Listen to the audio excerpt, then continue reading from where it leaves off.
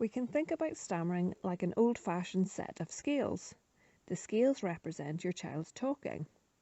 On one side, we have your child's ability to talk smoothly, which includes language ability. Your child's ability to understand language and to use words and sentences. Children can have different abilities. Their language may be delayed or advanced, and we need to make sure that we pitch our own language levels to match. Personality. Just because someone stammers, it does not mean that they are worried. However, if your child tends to worry generally, or if they like to always get things right, then they may react to stammering more negatively. Coordination. Speech requires precise coordination of our tongue, lips, and breathing. Some children may have difficulties with coordinating movements. On the other side, we have the demands placed on your child.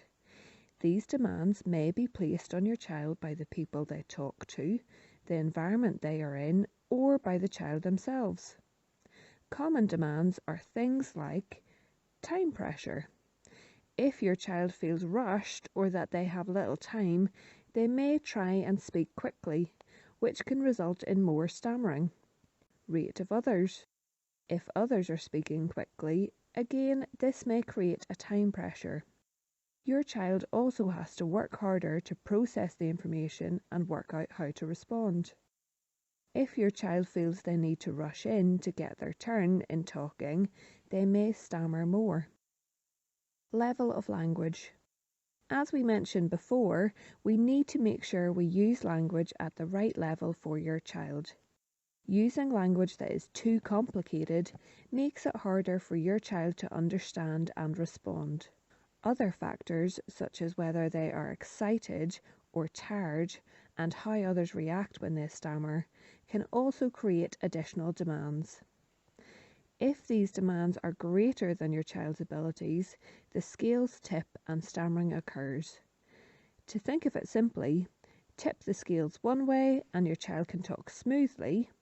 Overload in the opposite direction and stammering will occur.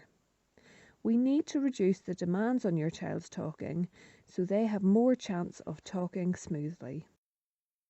It is important that home is somewhere that your child feels comfortable and confident in their talking. There are lots of things that you as a family can do at home to support your child.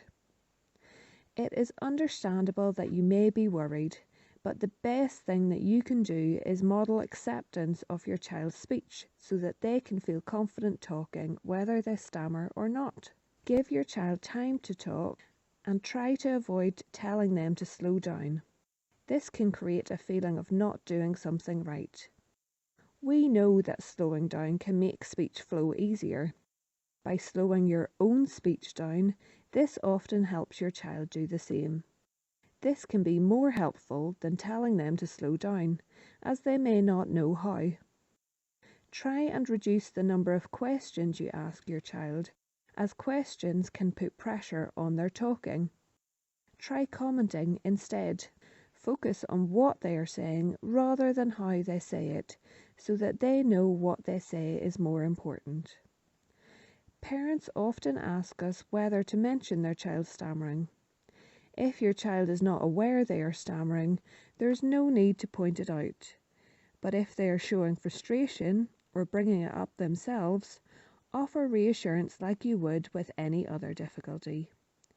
We will talk more about each of these strategies in detail in our next videos. You can find more information online using the links below.